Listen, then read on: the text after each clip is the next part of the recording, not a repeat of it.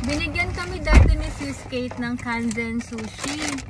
Tapos nagustuhan namin. At tapos alam nyo ba, yung nagustuhan ko doon, 99 pesos lang. 8 pieces na guys!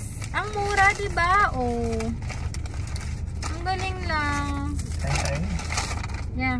Ito yung pinili namin kasi hindi na kami masyado nagpa-fast food. Bali 170 lang kasi may 20 pesos yan na. Yan lang din yung kinain ko eh. Yan guys, oh. May 20 pesos na discount ano kasi yan? sa PW Crab.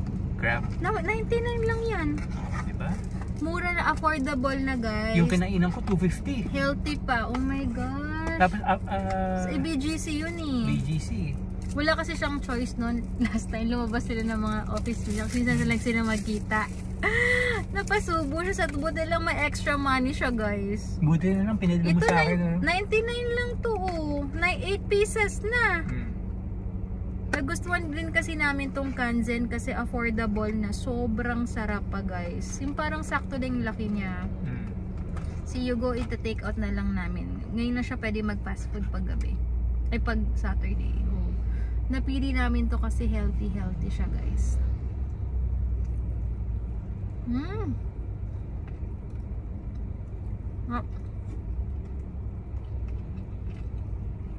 Wow. Hindi niya pa sa taas yan. Ano yan? Ito ang gam. Crab stick.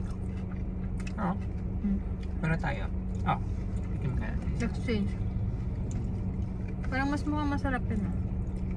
Crabby mango.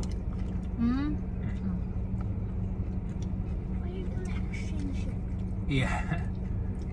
Then we'll buy you McDo, okay? 99 lang to guys.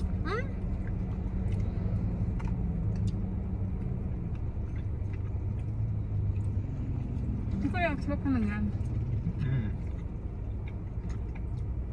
Pero mas masarap yan yun. Yeah.